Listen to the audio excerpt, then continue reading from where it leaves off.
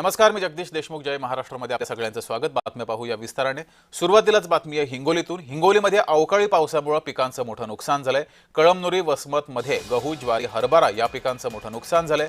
सरकारनं नुकसान भरपाई द्यावी अशी मागणी शेतकऱ्यांनी केली आहे. मोठ्या प्रमाणात या ठिकाणी शेतीचं नुकसान झालंय. अवकाळी पाऊस बरसलाय, त्यामुळे शेती पिकांचं मोठ्या प्रमाणात नुकसान झालंय. गहू, ज्वारी, हरभरा या पिकांचं नुकसान झालंय. शेतीच्या बांधावरून आढावा घेतला आमचे प्रतिनिधी श्रीधर वाळवंटे यांनी. पाहूयात. हिंगोली जिल्ह्यात मागील 2 ते 3 दिवसापासून ढगाळ वातावरण निर्माण झालं होतं आणि याच ढगाळ वातावरणामध्ये कळमनुरी आणि वसमत या परिसरामध्ये अनेक पिकांची मोठी नुकसान झालेली आहे.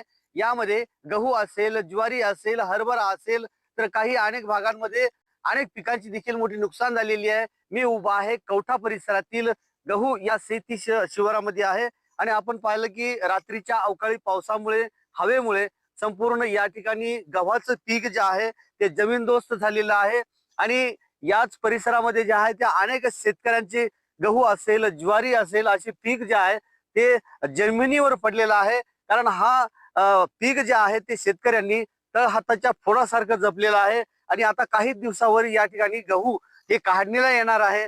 परंतु कालच्या झालेल्या अवकाळी पावसामुळे, हवेमुळे ही पीक जे आहे ते आता नस्तनाबूत होत आहे की काय असा प्रश्न शेतकऱ्यांकडे उद्भवलेला आहे.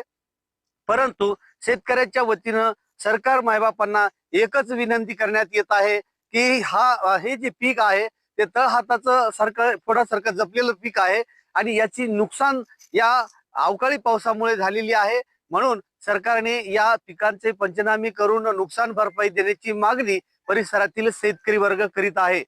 श्रीधर वाळवंटे, जय महाराष्ट्र न्यूज, वसमत, हिंगोली.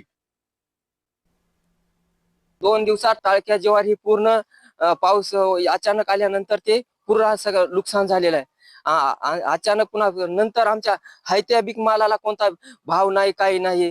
म्हणून ह्या नुकसानीचं सरकारने आमच्याकडे काहीतरी थोडंफार लक्ष करावं ही नम्र विनंती.